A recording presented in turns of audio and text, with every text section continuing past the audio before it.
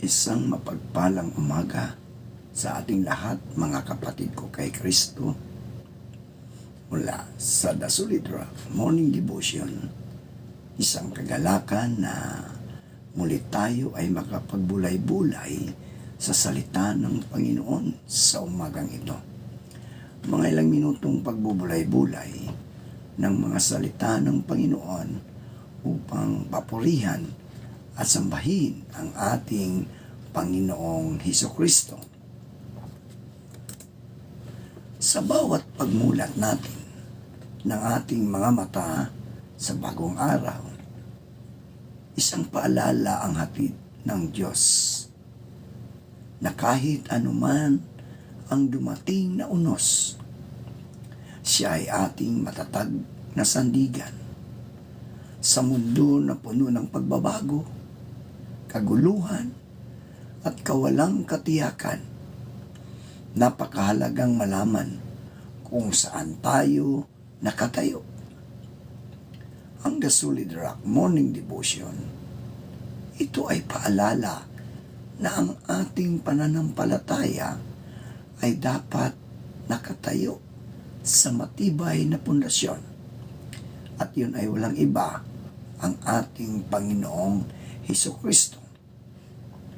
Tulad ng sinabi sa Mateo 7, talatang 24 hanggang 25, ang bawat nakikinig sa aking mga salita at nagsasagawa nito ay tulad ng isang taong matalino na nagtayo ng bahay sa ibabaw ng bato. Bumuhos man ang ulan, bumahaman, at humangin ng malakas, hindi ito gumuho.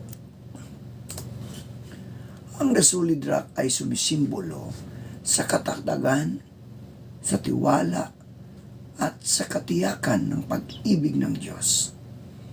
Kapag ang ating buhay ay itinayo sa Kanya, hindi tayo madaling matinag ng mga problema, ng mga tukso, o ng mga takot. Maaring yumanig ang ating paligid, ngunit nanatiling matatag ang ating pananampalataya sapagkat ang ating pundasyon ay si Kristo. Kaya sa ating morning devotion, mga kapatid, anyayahan natin ang presensya ng Diyos sa ating mga puso. Tayo ay magpasalamat sa Kanya na siya ang ating matibay na bato, ang ating kanlungan, ang ating lakas at pag-asa sa bawat araw ng ating buhay. Ang ating pong pagbubulayan ngayong umaga, mga kapatid ko kay Kristo, ay matatagpuan sa Pilipos, Kabanata 2, talatang 7. Ito po ang sinasabi. Kundi hinubad niya ang kanyang sarili at nag-anyong alipin na naging katulad ng tao. Pinagpala na po tayo sa pagkabasa at pagkarinig ng kanyang mga salita. Tayo po'y manalangin. Makapangyarihan at mapagmahal na Diyos, lumalapit po kami sa iyo ng may kababaang loob at buong pala.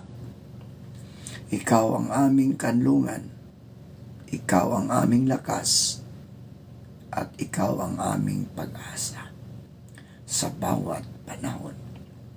Sa iyo namin ito inahabilin ang lahat ng aming mga dalangin. Panginoong Hesus, aming itinataas sa inyo ang aming mga kapatid na nasa banig ng karamdaman. Aming mapagpagaling na Diyos, lumalapit kami sa iyo na may buong pagpapakumbaba. Inialay namin sa iyo ang mga kamay, ang may karamdaman, ang mga dumaranas ng sakit sa katawan, sakit sa isipan, at sakit sa damdamin. Hipuin mo po sila ng iyong mapagpagaling na kamay. Bigyan mo ng lakas ang kanilang katawan, kapayapaan ang kanilang puso at pag-asa ang kanilang kalooban. Kung may kirot at panghihina, ikaw po ang magbigay ginhawa. Kung may pangamba at pangungulila, ikaw po ang maging sandigan. Ipaalala mo sa kanila na hindi sila nag-iisa, sapagkat ikaw ay Diyos na laging kasama. Basbasan mo rin po ang mga nag-aalaga at nagmamahal sa kanila. Bigyan ng tiyaga, bigyan ng lakas at malasakit araw-araw. Naway maghari ang iyong kagalingan at kalooban sa kanilang buhay. Ang lahat ng ito ay aming idinadalangin sa pangalan ni Jesus, ang aming tagapagligtas. Amin ang itinataas sa inyo, Panginoon, ang aming mga pamilya. Aming mapagmahal na Diyos, maraming salamat po sa biyaya ng pamilya, sa bawat ugnayang pinagbuklod-buklod ng iyong pag-ibig. Basbasan mo po ang aming tahanan ng kapayapaan, pagkakaunawaan at wagas na pagmamahalan. Kung may sugat sa puso, ikaw po, O Diyos, ang magpagaling. Kung may hindi pagkakasundo, ikaw po, O Diyos, ang maghilom. Turuan mo kaming magpatawad tulad ng iyong pagpapatawad. Magtitiyaga tulad ng iyong pagtitiyaga. At pagmamahal ng walang kondisyon. Ingatan mo po ang bawat membro ng aming pamilya sa pag-alis at pag-uwi sa trabaho at pag-aaral. Naway ikaw ang sentro ng aming tahanan at ang iyong salita ang ilaw sa aming mga desisyon. Amin ding itinataas sa inyo, O Diyos, ang aming mga guro, mga nagtuturo sa paaralan. Aming pagpalang Diyos, aming iniaalay sa iyo ang lahat ng guro, mga daluyan ng kaalaman, paggabay at pag-asa. Bigyan mo po sila ng karunungan sa bawat araw na itinuturo. Pasensya sa bawat hamon ng silid-aralan at lakas ng loob sa mga panahong sila'y napapagod. Basbasan mo ang kanilang isipan at puso upang ang kanilang mga salita ay maging binhi ng kabutihan at ang kanilang halimbawa ay maging ilaw sa landas ng mga mag-aaral. Ingatan mo po sila, Panginoon, sa araw-araw ng kanilang kalusugan, sa kanilang pamilya at sa mga pangangailangan. Ipagkaloob mo ang kagalakan sa kanilang paglilingkod at ang kapayapaan na nagbumula sa iyo. Maraming salamat po sa kanilang sakripisyo at dedikasyon. Naway patuloy mo silang gamitin bilang instrumento ng iyong pag-ibig. Amin ding itinataas sa inyo, O Diyos, ang mga administrador ng mga paaralan, ang mga namamahala, Panginoon. Dakilang Diyos, aming inilalapit sa iyo ang mga namumuno at namamahala ng aming paaralan, ang mga administrador, punong guro, at lahat ng may tungkulin sa pamumuno. Bigyan mo po sila ng karunungan sa bawat pagpapasya, katapatan sa kanilang paglilingkod, at malasakit sa kapakanan ng mga guro, mag-aaral at kawani. Naway ikaw ang gumabay sa kanilang mga plano at layunin upang ang bawat hakbang ay magdulot ng kaayusan. Excuse me. Katarungan at pag-unlad sa buong pamayanan ng paaralan. Palakasin mo po sila sa mga hamon ng namumuno, ingatan sa pagod at panghihina ng loob, at punuin ng kapayapaan ang kanilang mga puso. Naway ang aming paaralan ay maging lugar ng kaalaman, paggalang, disiplina at pag-ibig sa kapwa. Isang lugar na nagbibigay luwalhati sa iyo. Amin ang inilalapit sa iyo ang aming mga kapatid nasaylayan ng lipunan, O Diyos. Ikaw ang kanlungan ng mga mahihina at pag-asa ng walang tinig sa mundong ito.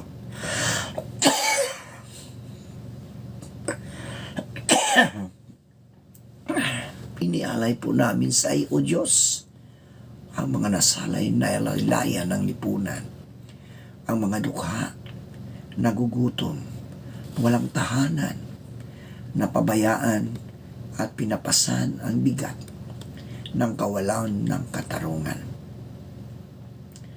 Yakapin mo sila ng iyong habag at pag-ibig. Bigyan mo ng lakas ang kanilang mga nanghihinang katawan. Liwanag ang kanilang mga pusong pinanghihinaan ng loob, at pag-asa ang kanilang bukas. Gamitin mo rin po kami bilang mga kasangkapan ng iyong awa upang magbahagi, magmahal, makinig at kumilos para sa karunungan, katarungan at kapayapaan. Naway manaig ng iyong kaharian sa gitna ng kahirapan, at iyong kalooban ang magbibigay dangal sa bawat buhay. Ang lahat ng ito ay aming idinadalangin sa pangalan ni Jesus na naging tinig ng mga naapi at kaibigan ng mga dukha. Ang lahat ng ito ay aming ipinapanalangin sa pangalan ni Jesucristo na aming Diyos at tagapagligtas. Amen.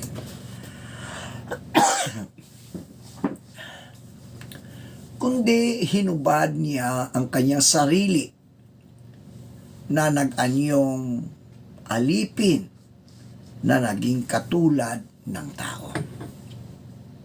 Mga kapatid ko kay Kristo, ang Pilipos Kabanata 2, talatang 7 ay isa sa pinakamalalim at pinakamakapangyarihang pahayag tungkol kay Jesucristo. Ipinapakita nito na si Jesus, bagamat siya ay Diyos, kusang hinubad ang kanyang sarili, hindi ang kanyang pagka-Diyos, kundi ang kanyang karapatan, kaluwalhatian at pribilehiyo bilang Diyos. Ang paghubad na ito ay hindi pagkawala ng kapangyarihan, kundi isang kusang pagpakababa. Pinili ni Kristo na iwan ang kaluwalhatian ng langit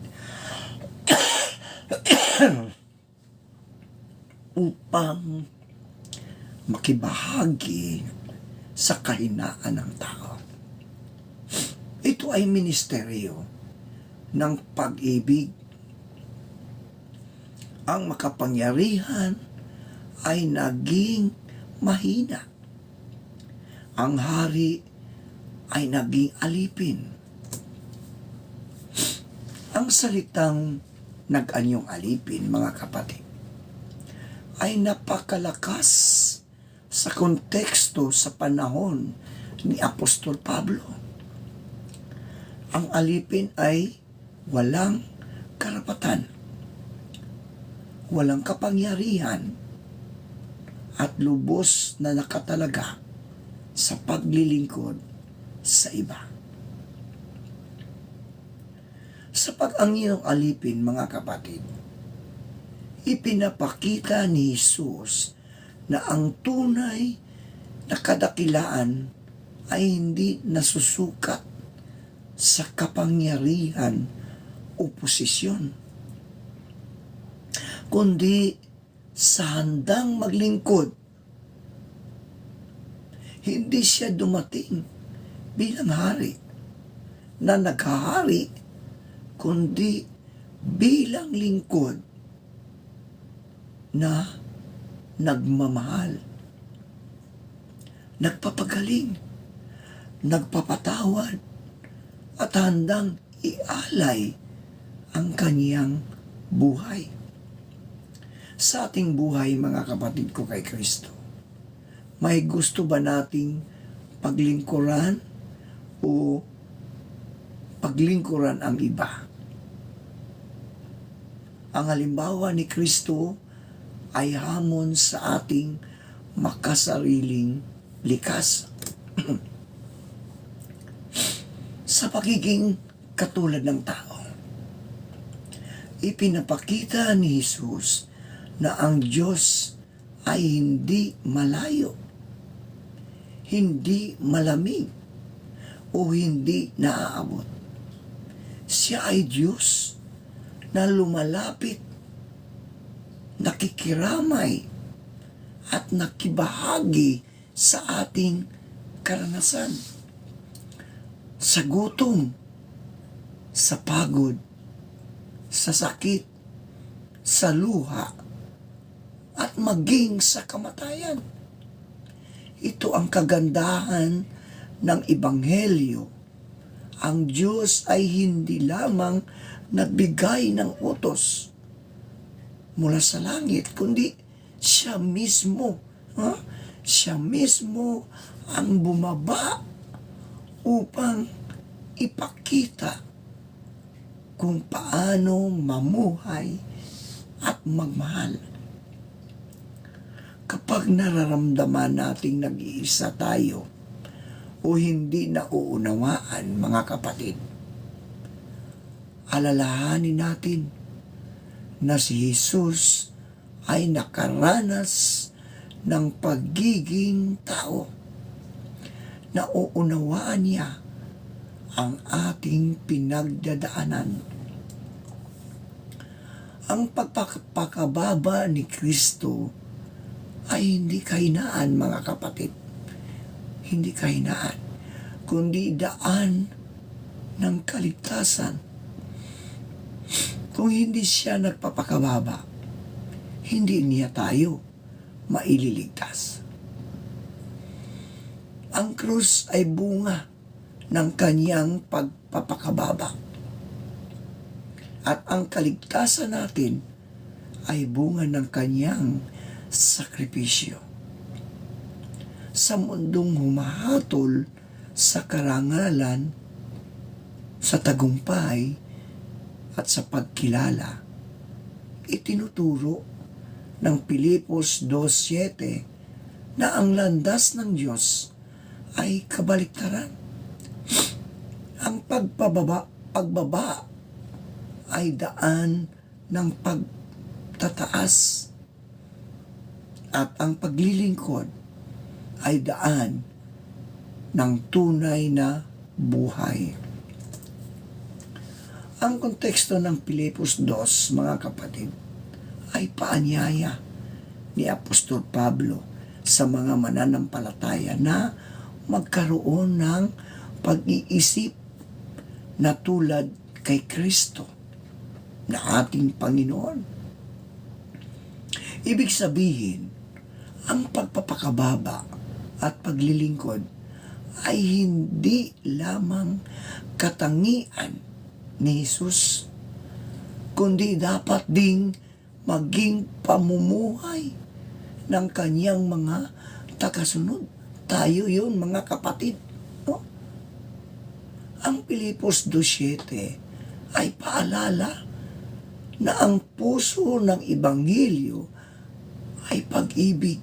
Pag-ibig, mga kapatid, na handang magpakababa sa bawat pagkakataon na pinipili nating maglingkod, magpatawad, at magmahal na walang kapalit. Isinabuhay natin ang diwa ni Kristo na nag-anyong alipin para sa ating kaligtasan. Manalangin tayo.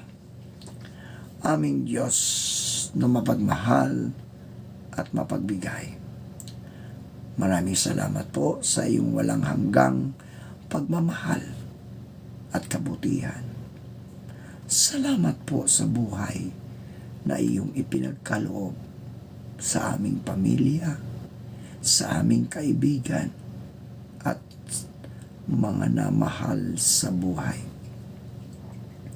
Salamat po sa mga biyayang nakikita at hindi nakikita, sa kalusugan, sa pagkain, sa tahanan, at sa pagkakataong matuto at maglingkod.